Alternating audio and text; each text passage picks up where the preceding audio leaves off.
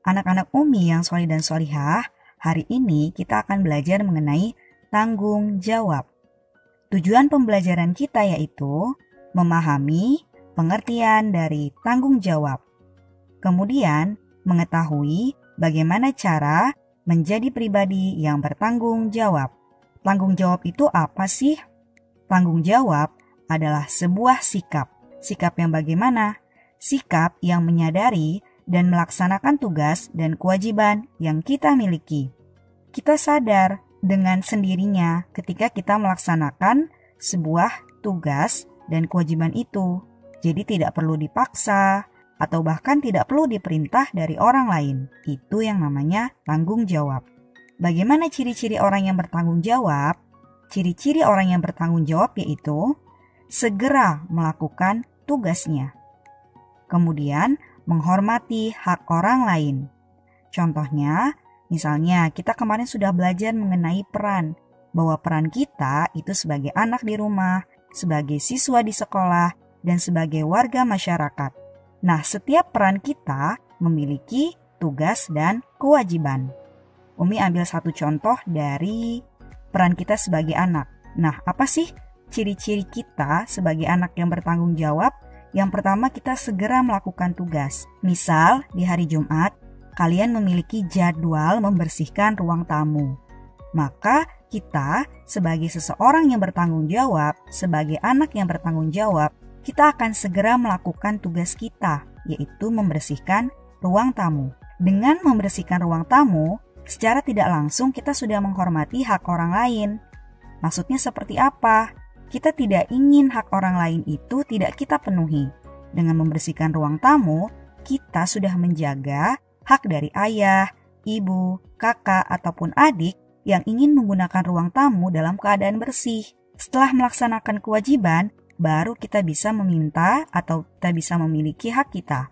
Misal kita sudah melakukan semua tugas kita dengan baik, sudah melakukan membersihkan rumah, membersihkan kamar, membantu ayah ibu, kemudian sudah mengerjakan tugas sekolah, maka kita bisa meminta untuk bermain misalnya, atau untuk melakukan aktivitas lain yang itu sifatnya menyenangkan diri kita sendiri, seperti itu. Nah, yang berikutnya, bagaimana sih cara menjadi pribadi yang bertanggung jawab? Ada 6 cara untuk menjadi pribadi yang bertanggung jawab. Yang pertama, kita paham akan tugas dan kewajiban diri sendiri. Kami yakin kalian pasti sudah paham ya, sebagai anak tugas dan kewajibannya apa, sebagai siswa tugas dan kewajibannya apa, serta sebagai warga masyarakat, tugas dan kewajiban kita apa, kalian harus paham. Yang kedua, disiplin dalam melaksanakan tugas dan kewajiban. Jadi kalian tahu waktu-waktunya. Habis bangun tidur, saya harus ngapain ya? Oh, sholat subuh. Kemudian setelah sholat subuh, saya harus bagaimana? Siap-siap untuk mandi misalnya. Setelah itu sholat duha, kemudian siap-siap untuk melaksanakan pembelajaran secara online ataupun daring. Jadi kalian tahu waktu-waktunya itu kapan saja. Nah, yang ketiga, bersegera dalam melaksanakan tugas dan kewajiban. Tidak menunda-nunda, segera. Oh, jam 8 itu jadwal aku sholat duha. Berarti aku harus segera melaksanakan sholat duha. Kemudian jam 9 aku melaksanakan pembelajaran secara daring. Maka kalian langsung sudah standby misalnya di gadget atau di layar laptop atau handphone kalian. Kemudian kalian langsung mengakses portal seperti itu. Bersegera dalam melaksanakan tugas dan kewajiban.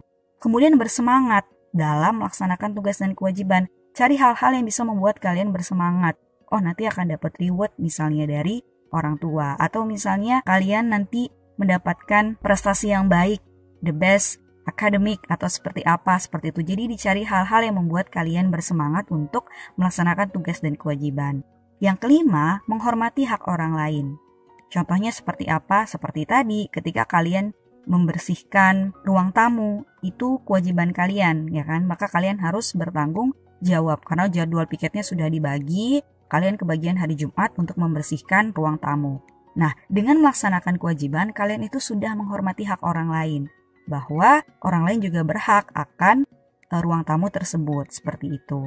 Yang keenam, mendahulukan kepentingan bersama di atas kepentingan diri sendiri. Contohnya seperti ini, kalian ingin bermain bola, Tapi jadwal hari itu juga kalian harus piket kelas. Maka orang yang bertanggung jawab dia akan melaksanakan piket kelas terlebih dahulu, baru dia akan bermain bola. Contohnya seperti itu ya anak-anak, mendahulukan kepentingan bersama di atas diri sendiri.